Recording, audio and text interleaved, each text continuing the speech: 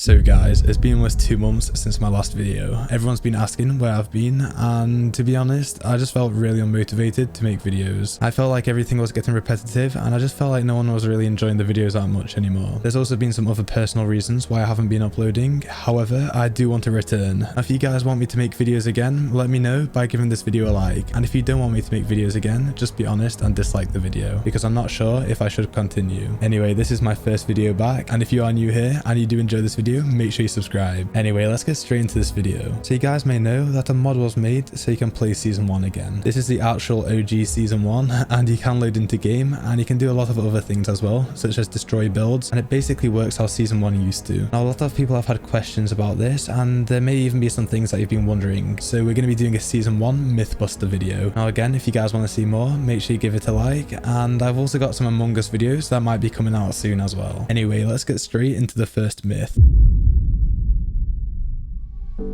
So the first myth is, do season 1 glitches still work in 2020? And during season 1, there was only a few glitch locations. Now, there wasn't that many glitches because the game was so simple. However, there was a few, and one of the most well-known ones was this little hut. It would actually allow you to just go underneath the map. So you can see all of this here is solid ground. However, if we go inside of here and we do destroy the floor, we should be able to go under the map. So let's just test it. And yeah, here we go. So you can see that the floor is kind of glitched. And when we destroy this, we're actually able to go completely underneath the map. So here we go, guys. And if we do have a gun, you can see that we are able to use it, and it does shoot outside of here. So let's just shoot this wall here and see if it does do damage, and as you guys can see, it does. So you could actually kill people under here, and it's kind of difficult to move around here. You do have to crouch, otherwise there's not really much space, but you can go quite far, and I'm pretty sure you can also escape by going out of here. So yeah, you can literally just jump out, and this is one of the most well-known glitches to ever exist.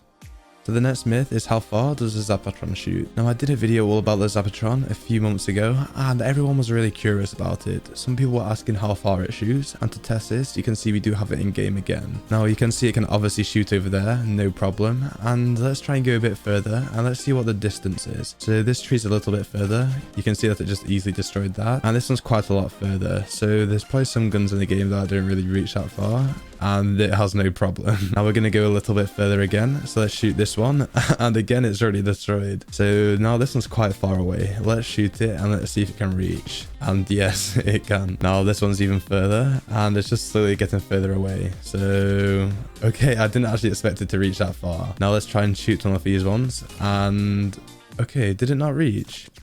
Okay, no, it did reach. I think that it can go even further. So let's actually load this one up a bit just to make sure that it definitely does reach. And yeah, it just destroyed one of them. You can see we can shoot it and it's gone. Now let's see if it can reach this tree all the way up there. I'm going to be honest, I don't think it will. But let's give it a try. So 3, 2, 1, and no, there's no chance it's going to reach up there. So yeah, you can see that it can't reach over there. But at least we know it can shoot quite far. Anyway, let's get straight into the next myth. So for the next myth, we're going to be seeing if there is a height barrier in season 1. Now, unfortunately, we can't really get our character all the way up there. There may be a certain command to make our character actually go up there, such as modifying the gravity. However, we're just going to be using free cam, and we're going to see how high up we can actually go. Now, even if there is a height barrier, the free cam probably will be able to bypass it, but let's just see what happens anyway. So we're going to be typing in this command, and we're going to press into enter, and now you can see that we are on free cam. And now what we're going to do is we're going to fly up as high as we possibly can. So we're going to go on to max speed, and look how sick this already looks. So already we're probably way past the height barrier, and let's see how far we can actually go, because I am really curious to see. Now let's just look around, and oh my god, that looks so sick. Look at the scenery. It looks so different to the scenery we have now, but now you can see how far away we are from the map, and it's doing this weird flickering thing. And I'm not going to do it too long, because what the hell? Everything just went so much darker. Anyway, that was kind of cool to find out, and let's get straight into the next myth.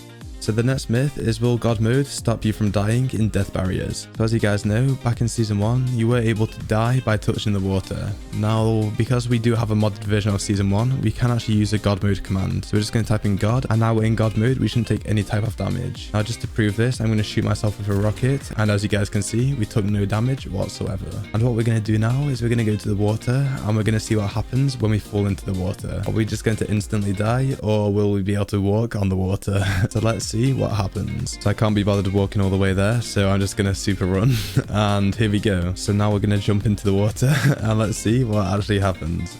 Okay, so we did die. I didn't actually expect that to happen, to be fair. Since we had a God mode on, I thought that it would actually allow us to walk on the water. I really didn't expect that to happen.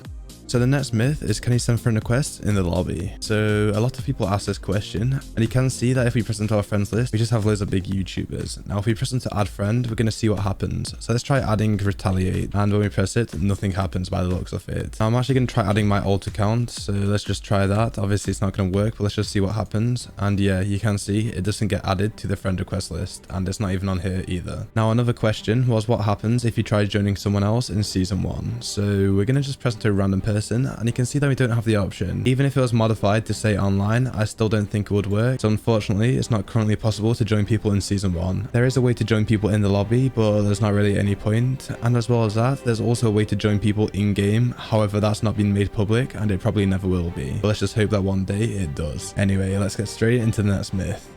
So the next myth is, can you destroy buildings on Spawn Island? Now the reason we're testing this is because we can actually do damage now in game, and around season 3 or 4 they did add the feature to destroy the builds on Spawn Island. However, before that it wasn't actually possible, but there was one build that you could destroy. So first of all, let's just try this. Now you can see that it is impossible to destroy this. Now there's also this here, which is impossible to destroy. However, during one of the seasons, for some reason, this was possible to destroy. This is the only thing that you could destroy, and let's see if you still can. So no, you can't for some reason. And maybe it's just because we're running a modded version of Fortnite, or maybe back in season 1 that wasn't possible. However, that's probably something some people did want to know, and I didn't actually expect that result. Anyway, let's get straight into the next myth.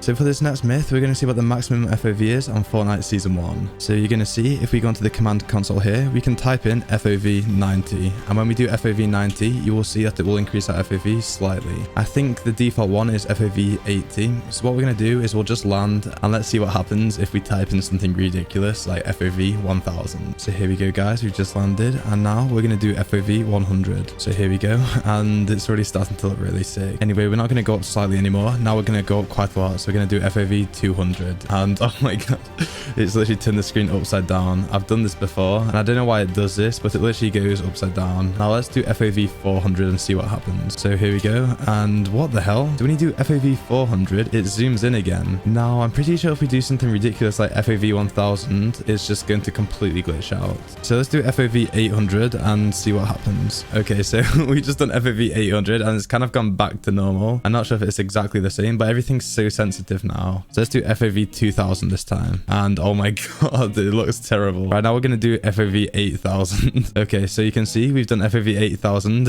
It's so sensitive. Now let's do FOV 16000. Okay, here we go. Is this gonna crash the game? And no, it hasn't, but look at this. You know what, screw it, I'm just gonna put as many zeros as possible. And what the hell, I can't look. This is as much as I can move it. The second I move it slightly, it just flips.